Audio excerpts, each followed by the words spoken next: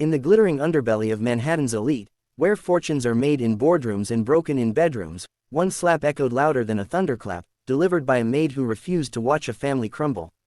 Imagine this. A black woman, invisible to the world of wealth, wielding her hand like a wake-up call to the oblivious. If you're hooked on tales of redemption, betrayal, and the raw power of truth that hits harder than any lawsuit, hit that subscribe button now. Join thousands across the USA and UK who crave stories that shatter illusions and rebuild souls. Don't miss out. Subscribe today and dive into narratives that challenge, thrill, and transform. The story unfolded in the opulent shadows of the Harrington estate, perched high above the Hudson River like a crown on a crumbling throne.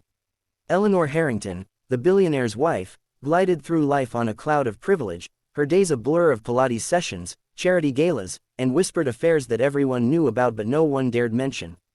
Her husband, Victor Harrington, the tech mogul whose app had revolutionized social media, ironically connecting billions while disconnecting his own family, spent his nights buried in mergers and acquisitions, his heart as cold as the steel beams of his skyscrapers.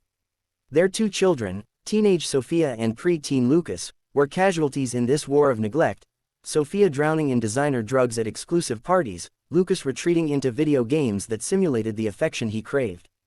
And then there was Aisha Johnson, the black maid who'd been with the family for a decade, her dark skin a stark contrast to the white marble floors she polished daily.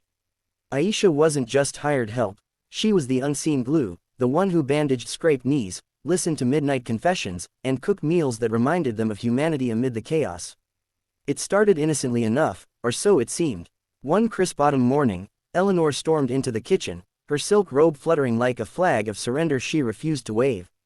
"Aisha, where the hell is my latte? And why is Lucas's room a pigsty again?" she barked, her voice laced with the entitlement of someone who'd forgotten how to boil water. Aisha, wiping her hands on her apron, met Eleanor's gaze with steady brown eyes that had seen too much suffering in her own life, growing up in Harlem, raising her own son alone after her husband's untimely death in a senseless street fight.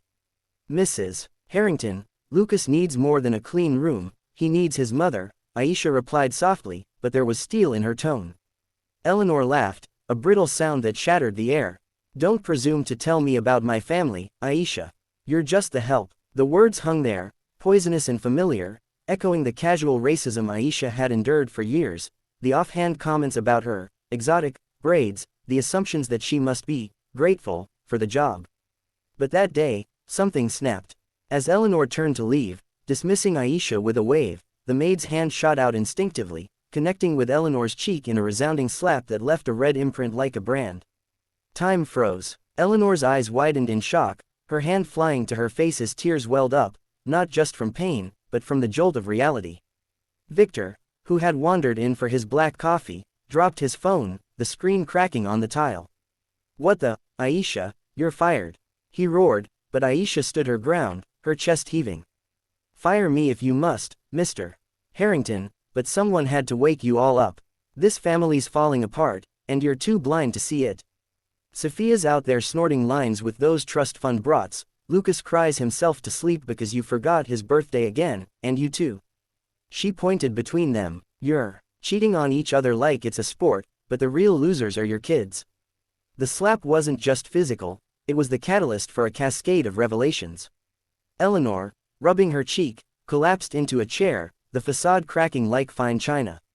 How do you know about my indiscretions?" she whispered. Aisha sighed, pulling up a stool, something she'd never done before, crossing that invisible line between servant and equal. "I see everything, ma'am. The late-night texts, the hotel receipts in the trash. And Mr. Harrington's secretary, she's not just typing memos." Victor's face paled, his empire builder bravado crumbling.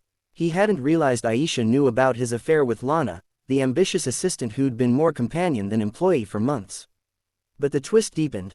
Aisha revealed she'd been covering for them both, forging alibis to shield the children, all while battling her own demons. Her son, Jamal, was in rehab, funded by scraps she'd saved from her meager salary.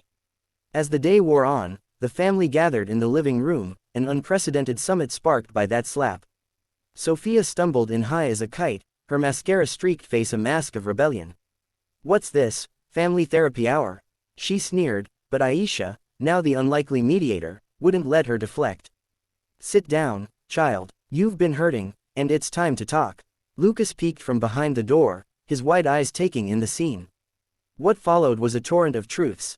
Eleanor confessed her loneliness, how Victor's success had left her feeling like a trophy gathering dust. Victor admitted his workaholism was an escape from the guilt of his own abusive childhood, vowing to step back from the company. Sophia broke down about the pressure to be perfect, revealing she'd been blackmailed by a dealer who knew family secrets. And Lucas, he simply hugged Aisha, whispering, "You're more mom than she is."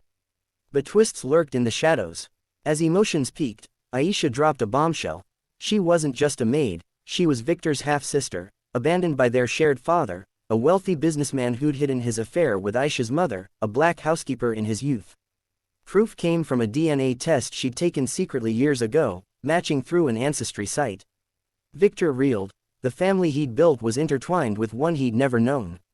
Eleanor, instead of jealousy, felt a strange relief. Perhaps this explained Victor's distant nature.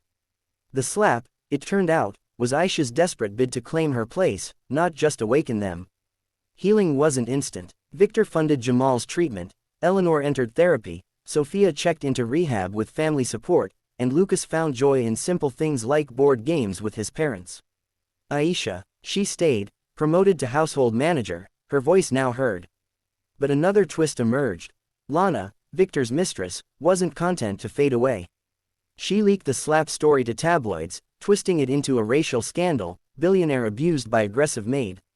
Headlines exploded across USA and UK papers, painting Aisha as the villain. The family rallied, Victor using his influence to counter with the truth, turning it into a viral tale of redemption. Public sympathy swung, donations poured in for Aisha's community center in Harlem. In the end, the Harringtons emerged stronger, bonded by the slap that shattered illusions.